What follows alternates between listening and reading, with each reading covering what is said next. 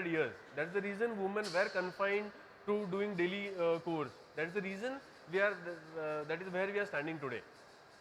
To answer your question, yes, we are adapting more of eco or equality workforce into our environment.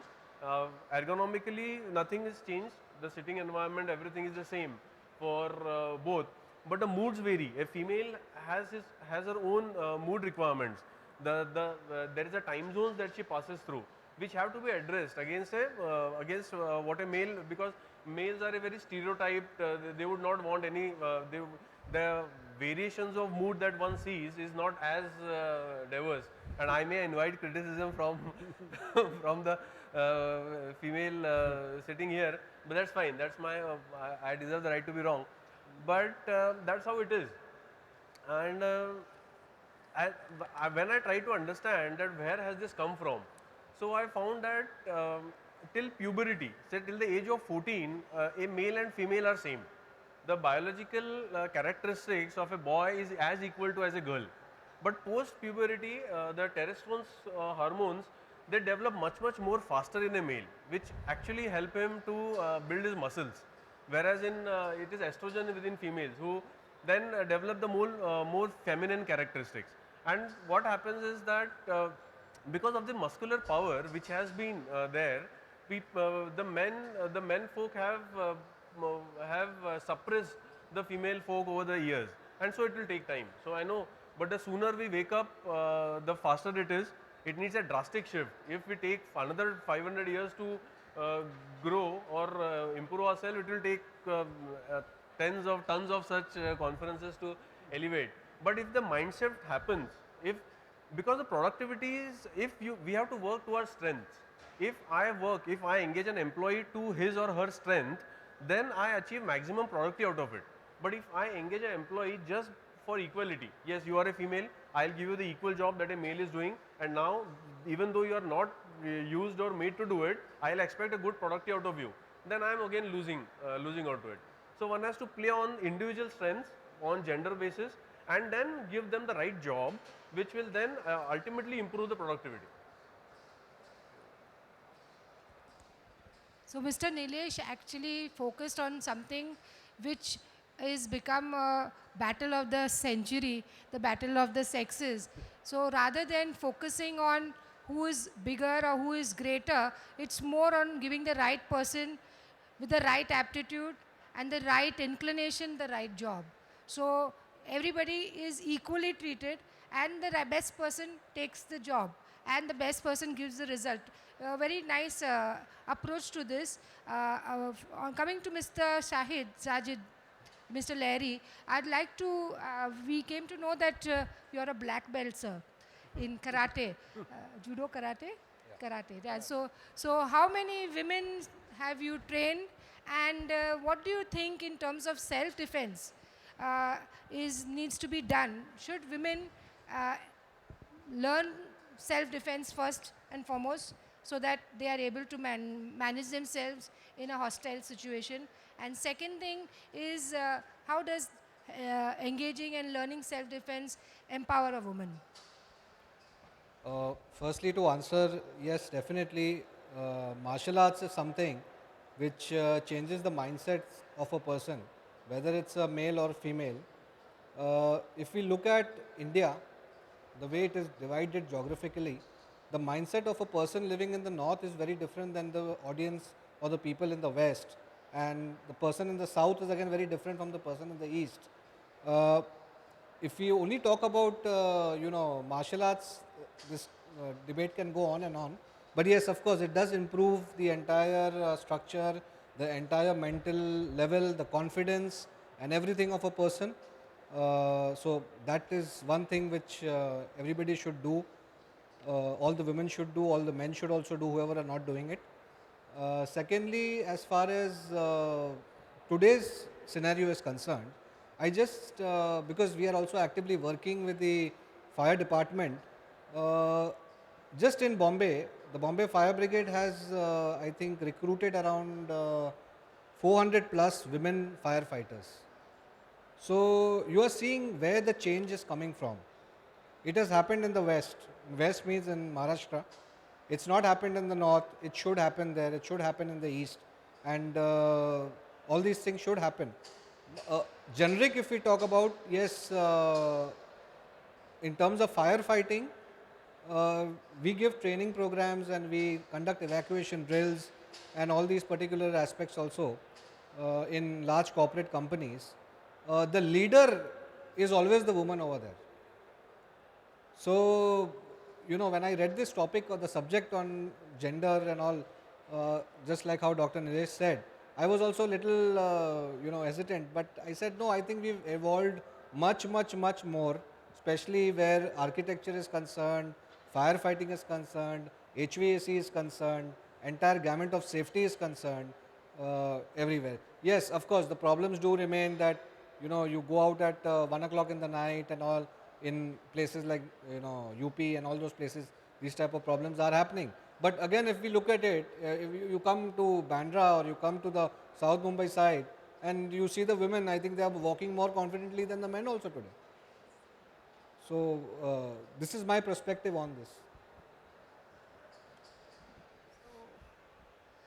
Mr. Larry's take on this was that it's a nice information that 400 women firefighters Plus. have been Yeah. inducted. 400 plus. 400 plus. So I think very soon we'll be seeing them. I hope we do not need them urgently in our workplaces.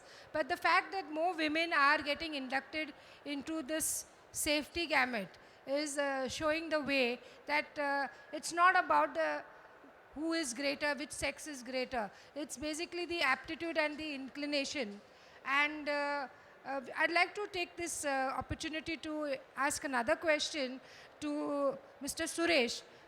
So Mr. Suresh, you said that Tata Group has a history of making things, creating a roadmap for. So in terms of women who come back, what kind of work-life balance you help ensure, or are there something like flexi timings or work from home kind of concepts which enable and women to maintain their work-life balance as well as ensure that they are safe, they are not in the wrong place at the wrong time? Yeah, so very much this is of course a day job, and this is supposed to be a half-day work. So they come in the first half and then they go in the second half, or they can come in the second half and go by evening. So that's the kind of arrangement that is there as far as SKIP is concerned, this initiative. So there is definitely a work-life balance from that point of view. So there's quite a bit of flexibility around this. But one of the things that little bit digressing on slightly on the health safety focus, we also encourage women team members to be part of safety committee meeting. So you see, every plant has safety committee meeting, safety and health committee. And also we have in offices, not that it is very robust process as of now, but some of the offices do have that. And we encourage women employees to be part of the safety committee, and because they do bring up some points which probably we haven't thought of before. And to that extent it helps in terms of health, safety and welfare and all of that. So that's another point that we do focus upon, women folk being part of the safety committee, either in the plant or in offices or wherever. So Saleha, since you said that your company is basically having only female sales staff, is there, it's something which has been decided upon by the management, or basically you find that the women have certain skill sets which are specially applicable for your job?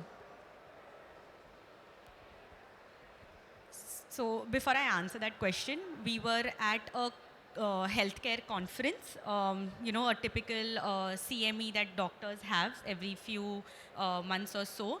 And there were a lot of stalls, a lot of pharma sales is dominated by male representatives. This was particularly about device sales because it was a radiology conference. We come from healthcare technology. So what we do is we create technology solutions to improve healthcare delivery. How do we make the experience better for patients and doctors? So it so happened that there were 4 of us on the stall, all women, and it was not by design. It just so happened that these were the 4 people who needed to be there to represent the organization, irrespective of their gender. But while we were doing what we were doing, and because of a good product that we had one of the organizing doctors who I was actually pushing doctors to come to our stall, saying that they have a very good product, go talk to them. Our stall was busier. But in an adjacent stall, which was relatively empty and had very few visitors, a male representative of that organization, reputed big MNC, made a comment that, huh, obviously people will go there because there are more women, right? So it's not me or my organization that thinks that or feels that. It is the other people who think and say that. When we hire people in our team, I get CVs from across sectors, from across age groups and different genders. I would hire somebody if they were a transgender, not looking at their gender, just purely based on their skill set, because we don't think that it is not about being a rebel or a revolt, right? I don't think I have done anything extraordinary. So thank you for calling me a rebel or a revolt, but I'm not. I have done what anybody in this room has done. I completed my master's, I went on to work, and I'm doing my job. I'm probably growing because I'm good at it, irrespective of my gender. I think what we need to change today, I'm so happy that this was brought up, is because this is what needs to change. We need to stop defining that a woman can or cannot do this. Why? Just like you said, it's about the gender. So I'm going and selling a good technology healthcare product that I believe in. So it does not make it dependent on my gender or my company telling me do a job that I'm not physically supposed to do. It's literally got nothing to do with that. But the minute we stop saying things like that is when we are all becoming a part of the conversation. How is my job physically limiting me to do? What am I trying to do that is rebellious, right? And even if I were, why is that wrong? So I think that first thing that needs to change is that, like, and it is not just the women, it is the men in the organization that needs to start. It's not about equality, or I'm not trying to have a conversation about women need to get more place. I'm talking about a person who is out there, they need to have a safe working environment. It just so happened that the crimes against women in workplaces and outside workplaces are far more than the crimes against men. And this is not statistics or things that I am saying out of my deduction. I mean, feel free to go online. I can tell you all numbers. I have researched it, but that's not what it is, right? Unfortunately, we need to talk about safety of women in workplace because they are the group that is getting most oppressed. That is the group that needs more support. Of the cases that were reported, only 25 or 26% actually get, a conviction in a positive way. I mean, imagine how abysmal rate of actually addressing the issue. So it is not, I've not come here today to fight about the gender. I've literally come to talk about one of the genders that is not getting the right space and the attention or the safety that they should be getting. And that is not dependent on me as a woman deciding when or where. Like, why should I have to say that at 8 p.m. I shouldn't be out, right? Please don't create an environment that I need to feel like that. So the mindset starts from when I start changing the conversation that if a man is walking in, I am not going to misbehave. But if a woman walks in, I take the liberty to misbehave. This is not about equality. This is about basic human rights, right? I mean, for that matter, even if a man is going to a place where he experiences a harassment case, I would have still the same kind of support. So it's not about a feminist fight, or it's not about gender equality. It is literally about if one group faces more oppression, faces more security threat, we as a group have to address that. So yeah, it's not by design. I've reviewed, I think, maybe 500 CVs in the course of 4 years that I've been in Mirai Health. It just so happens that by design, it's not by design, by coincidence that more women. I've had at some point of time male colleagues in my team who've reported into me, and it has purely been performance linked, whether it has worked or not worked. So that's it. Thank you. So Saleha has thrown light that her company, it's not by design that they've chosen women to join them. Rather, it is the people who give them the best outcome, the best revenue. Those are the people who are going to stick in the job. The right man for the right job.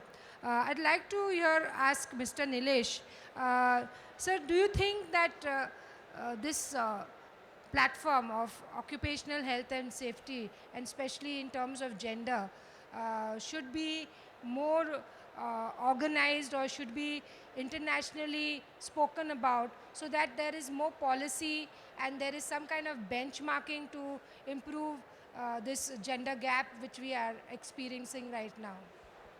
Sure, this is something which is absolutely required, because we need to shake everyone to bring them to the what is the facts of the reality. The crimes that you are talking of are happening in our backyard. They are not far away, and they are happening so many. And all these kind of conferences and these kind of conversations, as you say, yes, they.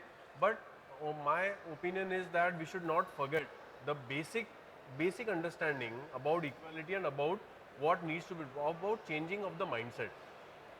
Similarly, like you have, I had this discussion in my office, which also has for incidentally has a more than 50% female colleagues, and I had this discussion with them as to what is their take. And to your surprise, yes, we also face this kind of, in fact, my colleagues face this kind of opinions when they visit sites to survey that yes, you won't be able to climb so high. Whereas my colleagues would want to go and see what is happening on the first floor, what is happening on the mezzanine, whether the things were done right or wrong. But the site staff prohibited them from saying, "नहीं madam, आप नहीं जा पाओगे." So this is the mindset that carries. Whereas they are confident that yes, I can go up, I can check, I can see whatever. So the physical disabilities aren't there, but these are the mental disabilities which every male or every person carries. That yes, a female cannot probably do that kind of a job. So there, we have to work on this mindset, and these conferences, yes, will help us as much as we talk about it, to have a change in that particular mindset, to change things. But again, we have always, if we have our basics right, then we will not have to invest so much into safeguarding of, for example, if again going back to my, like man has always been a hunter, and woman has always been a to do multitasking, to raise kids, to cook. So if we put the right person in the right place, then additional security systems of cameras, biometrics, and making a safeguard environment might not be required. Then we are trying to very superficially tend to the problem. So my take is that let us change our mindset about equality, about gender equality, putting the right people there, and these kind of platforms are surely required for us to bring revert back on some of the things that we have wrong charted on, because if we take a wrong road, then we'll all think of finding solutions and repairing that wrong road, but the road itself is not the right road. So we have to come back on the right path. So typically in a meeting, if there are females, then you get a different divergent views, and that helps. So diversity from that point of view also helps. For example, when I was in Tata Motors or in SR Steel sometimes back, we were struggling to have female safety managers. In fact, companies like Castrol now has a mandate that they will only take lady safety managers, of course depending on the merit and all of that. But having done that myself in our team, and I saw that they were bringing in quite a bit of diversity in their terms of thinking, approach and all of that, so that helps. Basically, we need to take everybody's viewpoint and then put it in the context of the current situation, because each company has its own type of setup, and each company has its own kind of clientele and work schedules. So if you are in the office environment, you require certain different kinds of schedules, and if you are in the outdoor environment, you require different kind. But here now, taking from Mr. Nilesh's point of view, that man is a hunter and women have multitasking capabilities, then I think Mr. Lahiri would not have a business of surveillance then. So, Mr. Lahiri, in that context, I think, what do you think in terms of